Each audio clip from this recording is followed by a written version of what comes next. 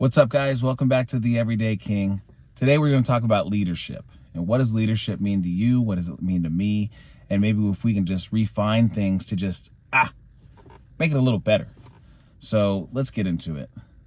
Leadership, the idea of taking a collective group, whether that be family or maybe a team at work, maybe your kids, maybe your friends, and leading them towards the ultimate goal, right? So with family, we're trying to multiply, we're trying to have a good life, we're trying to thrive, have good finances, and get to the next level. Maybe at work, we try to hit the results that we're trying to get. Maybe, the company sets out whatever metrics that we have, we're trying to achieve that. With our friends, we're just trying to have a positive life, have fun, things like that. But in terms of leadership, what does that look like, right? Are we just, standing on our chariot with, whoever we're leading, pulling the way, and we're whipping them? Just, get going, go. Maybe with our kids, we're obviously we want the best for our children, at least most of us do. But what does that look like? Are we, just yelling at them, telling them what to do, not explaining things? Maybe with our wives or our girlfriends, we're doing something similar where, hey, get your ass in the kitchen and make me a sandwich. I'm hungry. Are we leading in that manner? Or something that I'm, focused on is leading with love, right? So gone are the days of the 50s and 60s where we just take our belts off and beat the shit out of somebody, right? We're past that. We're in a modern age. We're in 2025, and we have to be mindful of the idea that people have feelings. Like, I have feelings. People at work have feelings. My wife and my girlfriend has feelings. Like, right? Keep that in mind and take that into account so that we can lead in a way that's kind of like that saying, it's better to catch flies with honey than with vinegar, right? We want people to respect us. We want people to love us. We don't want them to fear us. And so that's the approach that we have going in that direction. And so how does that look like when we're leading with love, right? There's two different scenarios. If I'm trying to achieve a goal, I'm going to tell you right now, my girlfriend ain't not going to take me leading with anything other than love, right? If I start telling her what to do and I have some scowl on my face and I got a bad tone, best believe, that Latina nature in her is going to come out. It's going to check me real quick.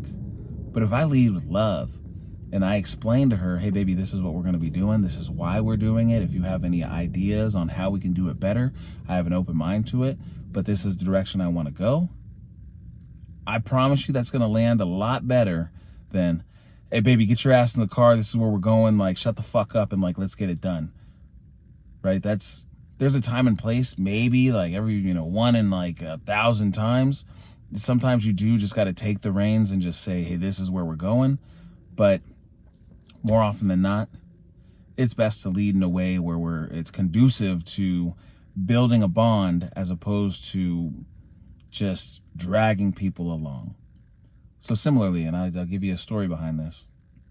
So me and my girlfriend, we are trying to introduce new foods to our son, my stepson, and there's a way to go about it, because as a child, you just got broccoli on your plate and squash and a bunch of things that just, you don't even, that sounds terrible.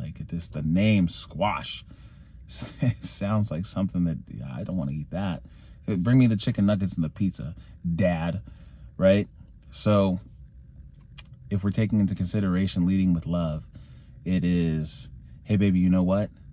We need to stand firm in what we're doing here. We're introducing these foods. He may cry. He may, have an outbreak or throw a fit or something like that.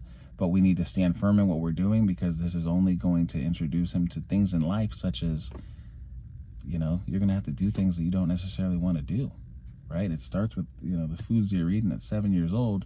But when you're an adult, some major things, right? You can have a girlfriend someday. You're going to have a wife someday. You're going to have to do things that you don't necessarily want to do. And so we sit there and firm, buddy, you better eat that.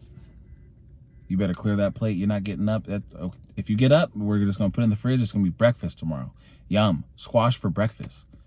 Or we can go ahead and knock it out now. And I, explaining to him, having that love and the nature of it, and kind of introducing lessons into it. As the other option is kind of how we were raised, or at least how I was raised, is eat it or else. There was no explanation to it. So letting him know, hey buddy, you can finish it in 30 seconds, you can finish it in 30 minutes, like it's gonna get finished. Do you want to prolong the agony, which I don't think it's agony, but do you want to prolong the agony for 30 minutes, or you want to just slam that into the gullet and just eat it and you're good? And explaining to him that, hey buddy, we do this out of love, right? Because I only want the best for you. And eating nutritious foods and things that are going to build you up into a strong young man, yeah, like this is what we would call tough love. Love isn't just hugs and kisses and affirmations and all that. Sometimes it's doing things that are tough, but it's because we care about you, right? So I'm taking the time to explain myself. I've taken my time to explain to my lady about, hey, standing firm, it's going to suck. He's going to cry. We don't want to do that. It hurts. But I'm explaining why it's important and why we're going about doing things and what the outcome is anticipated to be, right? That's leading with love. Because anyone can do the whole just eat your food and shut